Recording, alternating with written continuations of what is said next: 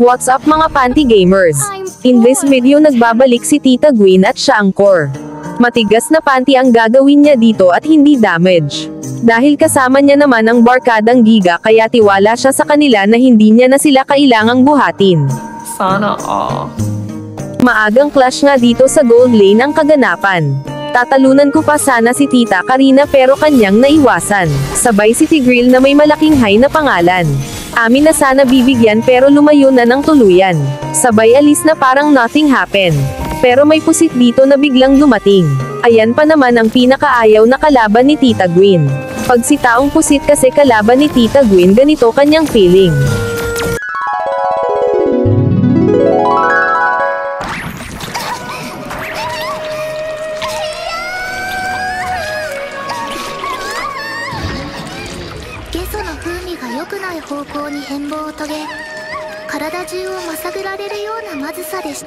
Uy!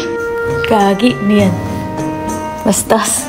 At dahil sobrang nandidiri si Tita Gwen sa taong pusit na ito ay kinatay niya na agad ito. Pastilan.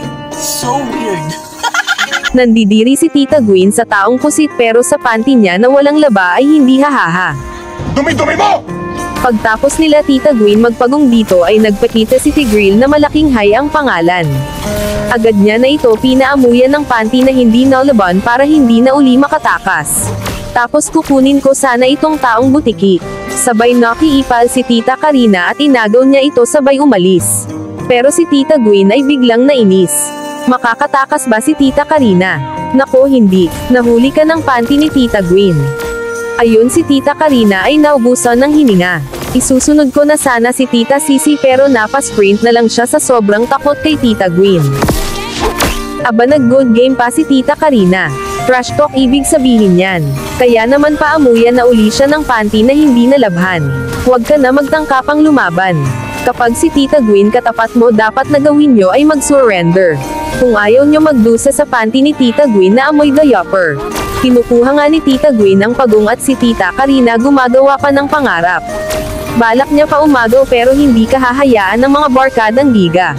Nakagawa pa nga siya ng himala at nakatakbo dito kaya hinabol siya ng barkadang Giga. Masyado ka naman pahabol Tita Karina. Ano ka chicks na maganda?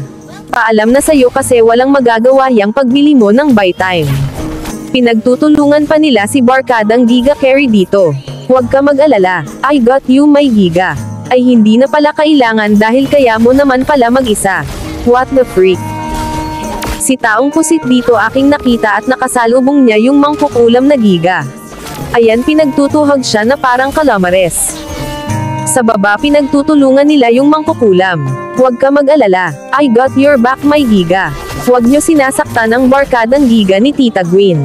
Kung ayaw nyo ang buhay nyo ay malasin. Ayan safe ang barkadang Giga nating mangkukulam. Napa-question mark na lang siya sa kalaban. Ikaw ba naman makipag 1v1 sa 4 tapos hindi ka nila napatay? Monster kill na pala si Giga carry dito. Dalawa pala namin na nagwawala sa laban na ito. Kaya naman todo push na ang mga barkadang Giga ni Tita Gwen dito. Sabay hinuli niya muna ng panty si Yoyoyoyo. Para naman matapos na ang laban na ito at matapos na ang pagdurusa ng mga kalaban. Kaya tower lock na kami dito kasama si Lord. At ang panalo ay sa amin ipinagkaloob. Ayun lamang huwag kalimutan mag-follow at i-share nyo na rin sa mga panty gamers nyong tropa. Maraming salamat sa panonood.